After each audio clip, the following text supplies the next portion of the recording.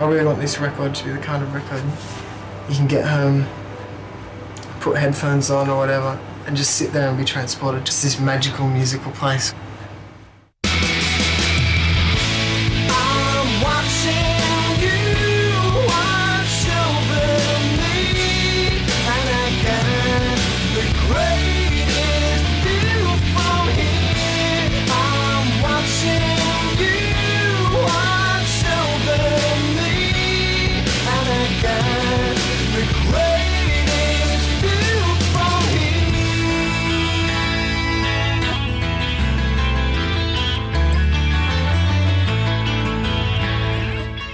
The way that I saw music was how I heard it for bands that I loved, like for Frogstop, or kind of listening to the whole grunge thing. They were bands that I loved, so that was the music that I played.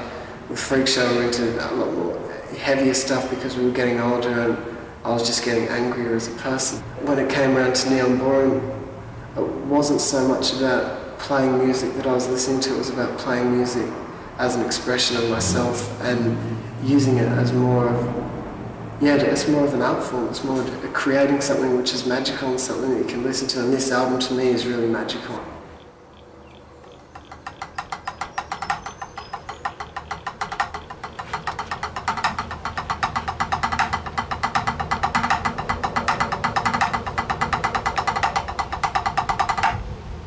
I think it's going to be very different to what we've done before. We're all a little bit older and we're all a little bit better players, so I know the whole thing is just better. We all got completely different musical tastes, so when we all play, we kind of bring those different tastes in. There's heaps of harmonies. I like the harmonies, it's always fresh and new and it's good, it's always exciting. Oh boy. This is Tonton hard at work behind the desk. We've got David pouring coffee, Daniel just relaxing, ready for the brass to kick in.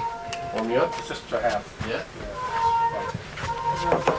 Ben, he's concentrating very hard. It's all very exciting. It's very, very exciting. You never finish that, so rather than taking a whole one. 15 to 20 cups of coffee a day, that's a waste. Yeah. Definitely. There's really action's happening. Coming through. It's the live room. This was my room. This was once all mine. Living your life like a bull in a tree. He doesn't know how it feels. We just went through a whole heap of bios and I don't know, we'd listen to show reels and stuff of different people. And David Bottrell just really stood out.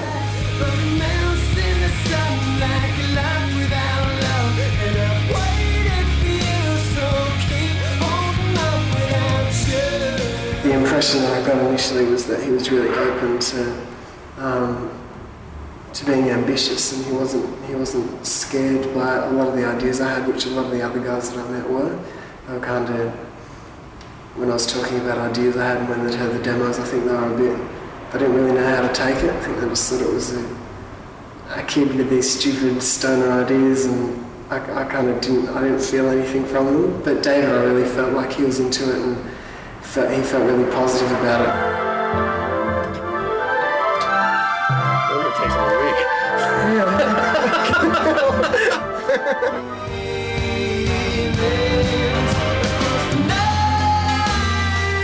David's going to mix.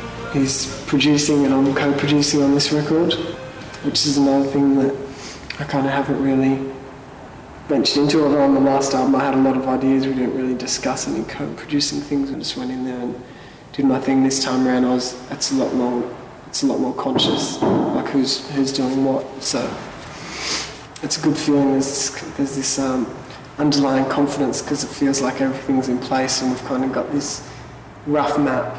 Waking on a summer day, a summer day,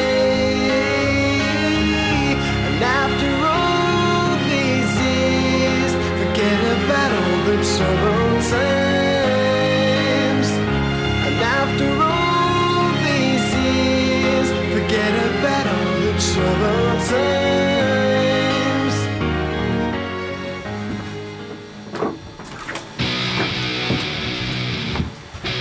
heard. I just want to live a normal life.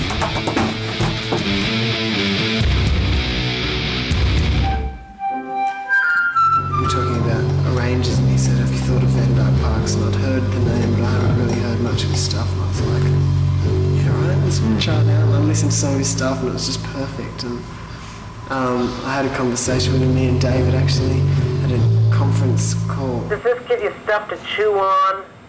Definitely. We'll chew on it throughout the day and get back to you. None of this is like, I'm not trying to bring this down from Mount Zion. I'm not trying to be pretentious about this. I'm trying to strike a good balance between what I know and what I hear in your music. Okay. We're just talking to him, and he's just so great. Just not totally on the same wavelength.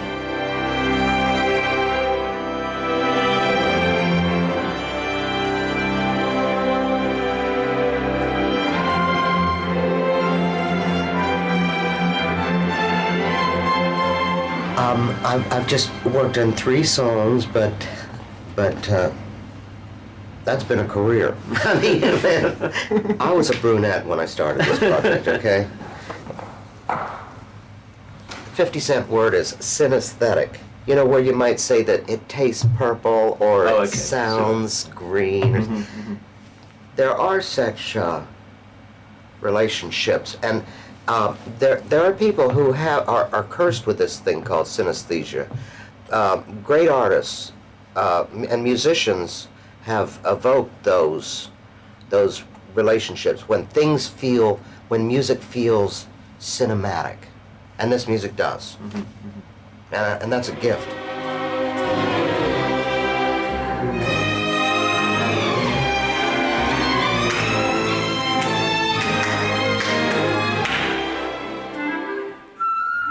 It was my real desire to reward Daniel's courage, because I haven't seen anything like it since I worked for Brian Wilson. I haven't seen this kind of thing, you know, just for a person who didn't need to do something, but demanded it of himself. You don't know the truth.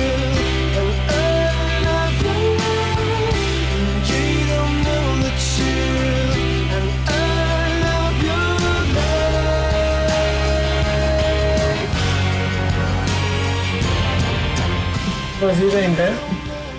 Talking to my sis, chilling out. Eating biscuits, drinking tea. It's all good. Everyone's pupils are so dilated in this light. What am I like? You've got brown eyes, so you can't see because of the shadow. Are you tall, dark, and handsome? Well, they're not huge.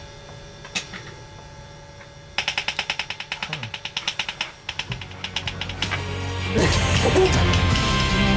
don't know the truth. You don't know the truth. You don't know the truth. And all of your love.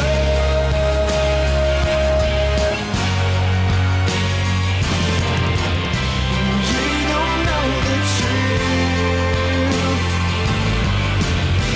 You don't know the truth, and you don't know the truth.